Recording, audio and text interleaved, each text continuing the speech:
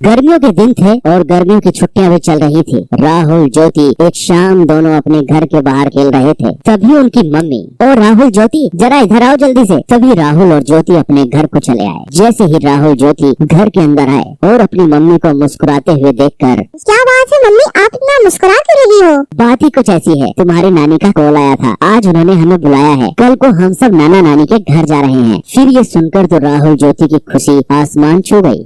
चलो पैकिंग शुरू कर देते हैं, नाना नानी के गांव चलते हैं और एंजॉय करते हैं।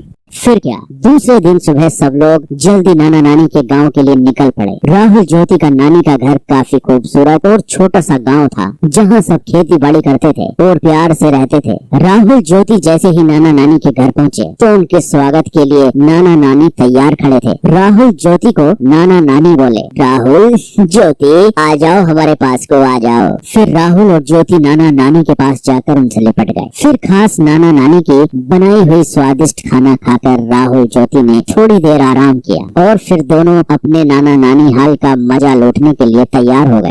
ये लो, तुम दोनों के लिए मैंने खास इमली का रस बनाया है, इसे जल्दी से पी लो, इसे गर्मी में पिया जाता है। नानी की बनाई हुई इमली का रस पीकर तो राहुल ज्योति एकदम तरोताजा हो गए। फिर नानी जी ने आम के पेड़ पर एक बड़ा सा झूला टांगा। राहुल ज्योति झूले पर बैठ गए और झूला झूलते झूलते हवा में बातें करने लग गए और फिर नाना जी के साथ घूमने चले गए और फिर रात हो गई। फिर राहुल ज्योति नानी जी के साथ रात के खाने के लिए फिर घूमकर घर लौट आए। नानी जी, मैं आपके हाथों से खाऊंगा।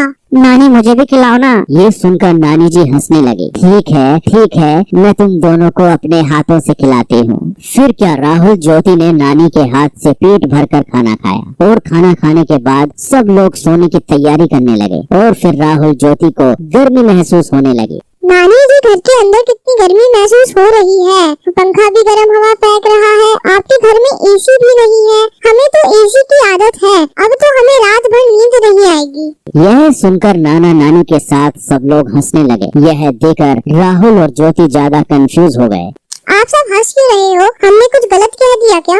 ना बेटा ना, तुमने कुछ गलत नहीं कहा। छोटा सा तो हमारा गांव है, हमारे पास एसी कैसे होगा बेटा, लेकिन हमारे पास एक ऐसा एसी जरूर है जो तुम्हारे शहर में नहीं होगा। नानी जी ने फिर जाकर छत पर गद्दे बिछाए और सोने लगे। नानी, हम भी आपके पास सोएंगे। हाँ, तुम दोनों मेरे पास सो जाओ, आओ सो जाओ। फिर क्या, खुले आसमान के नीचे थोड़ी हवा में राहुल और ज्योति आराम से नानी के पास सो गए और नानी से कहानियां सुनते सुनते दोनों को प्यारी नींद आ गई। तो बच्चों, आपने इस वीडियो में देखा राहुल ज्योति का नानी का